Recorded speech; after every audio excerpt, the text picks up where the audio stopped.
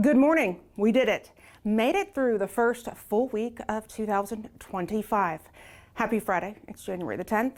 Welcome to Lowcountry Lowdown. I'm Lindsay Hausman. Well, there's no doubt that it's winter. Depending on where you live, you woke up to temperatures around freezing. Today, a classic winter storm is trekking its way across parts of the South. Much of our state has already been prepping for the chance of a wintry mix, ice, or snow. Something we won't be seeing here, which makes me very sad because I do love some snow.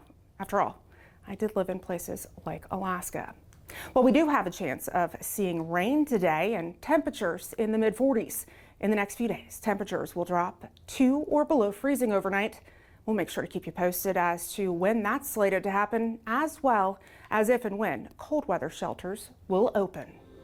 You've heard me talk about protecting the 4 Ps when it comes to the cold: people, pets, pipes, and plants.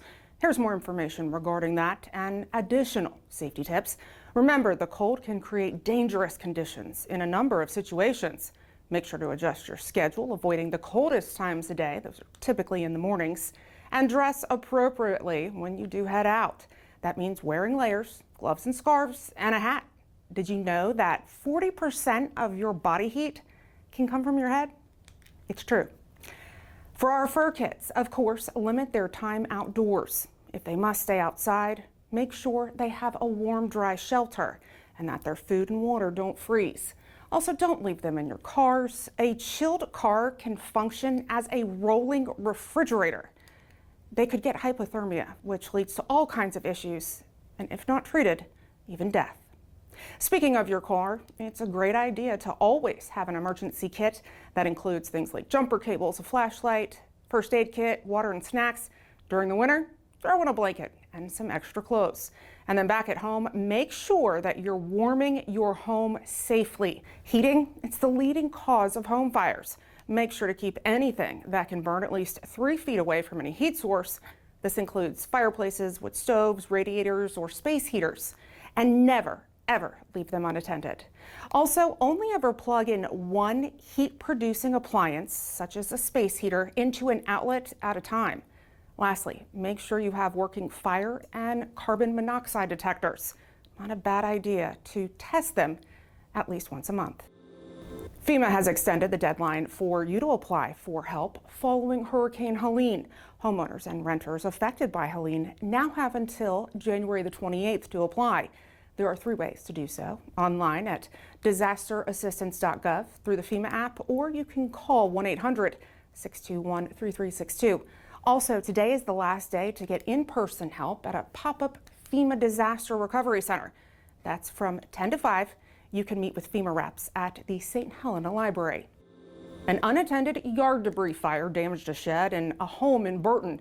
The Burton Fire District worked the fire Wednesday afternoon and kept it from spreading to other properties.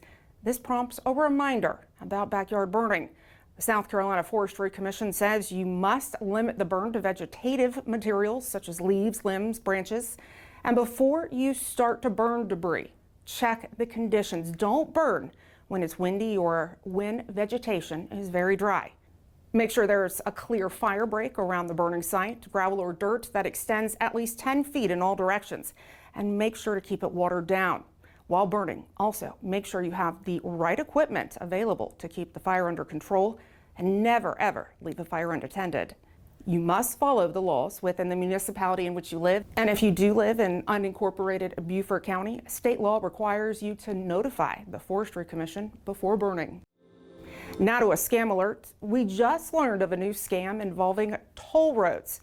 Now, we don't have tolls here in Beaufort County anymore, but other parts of the state do. Folks are getting this message via text or email. It looks as if it could be from Southern Connector. That's the toll in the upstate on Interstate 85. The message says you have an unpaid balance, and to avoid a late fee, you must settle your balance right away. A link is then provided for you to do so. Don't click on that link. It is a scam.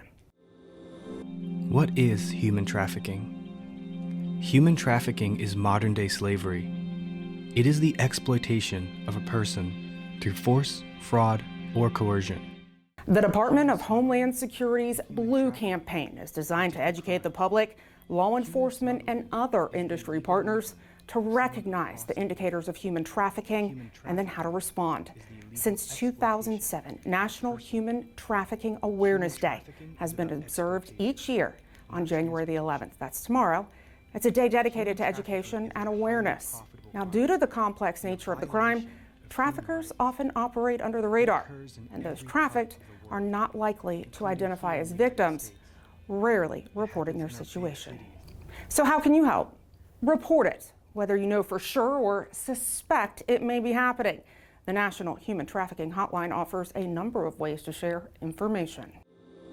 Well, starting Monday, Beaufort County Animal Services will be closed to the public through January the 21st. The facility will undergo mold remediation. Now, during this time, animal intake will look a little different as staff will be relocating animals during this time. We will be open normal business hours. We will be answering phone calls. Please leave a message because we are busy at all times. We are intaking animals. We might have to find other organizations that we partner with to take them. If you find a stray, continue to call us. We'll have animal control go out. So we are continuing to do business as normal. We just can't intake a lot of cats right now due to the mold issue that's getting corrected. Of course, if you need Beaufort County Animal Services, you can call 255-5010. Recognize these beauties? I took these photos almost a year ago when the owner of Little Horse Island invited me onto the property. These are the Marsh Ponies that called that little slice of St. Helena Island home, having been there since the 1960s. Now, the herd has a new home. Of the 7 ponies, 3 live in Bluffton, the other 4 in Yemassee. Now, following Hurricanes Matthew and Irma back in 2016 and 17, the ponies' habitat, well, it changed greatly and was extremely damaged. There was little to no food left for grazing, and their freshwater source was completely destroyed.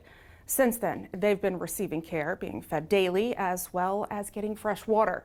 Since Little Horse Island is privately owned, the time came to do what was in the best interest of the ponies and move them to their new homes. That's where they will be permanent pasture ornaments, as us in the horse world call it. But for y'all, just pampered pets. South Carolina, well, it keeps taking the top spot in various company rankings. Most recently, U-Haul. The company configured growth rankings by the number of customers utilizing one-way equipment in 2024. South Carolina topped the list for the first time. The Palmetto State climbing 3 spots in the rankings to unseat Texas.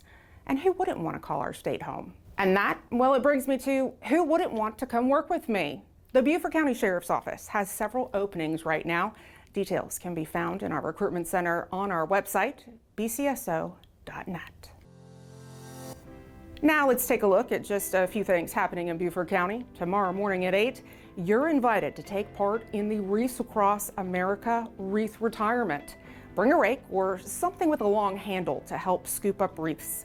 Help is appreciated in keeping our national cemetery clean. Also on Saturday, the Beaufort County School District is hosting a hiring event. The district is searching for the best and brightest educators for exceptional learners. This is for next school year. Visit the school district online or check out its Facebook page for additional details. On Wednesday, Nexus Care of Beaufort County and Parks and Rec are hosting a free naloxone and medication disposal event. There are 2 locations, Burton Wells Rec Center in Burton and then Buckwalter Rec Center in Bluffton. That'll be from 3 to 7. No appointment is necessary. Then on Thursday, another all-aboard Beaufort Youth Leadership STAR program meeting is taking place. It's open to Northern Beaufort County students, grades 6 through 12. This meeting's topic, reducing youth substance misuse and healthy choices. That's from 5:30 to 7:30 at the St. Helena Library. Have something you'd like to know more about or see covered here on Lowcountry Lowdown? Please feel free to reach out. You can send me an email at lindsay.hausman@bcgov.net. As always, I encourage you to follow us on all of our digital and social media platforms. Great way to stay up to date, in the know, and of course, we want you to engage with us there. Thanks for watching this week's episode. We'll see you next week. Stay warm and stay safe.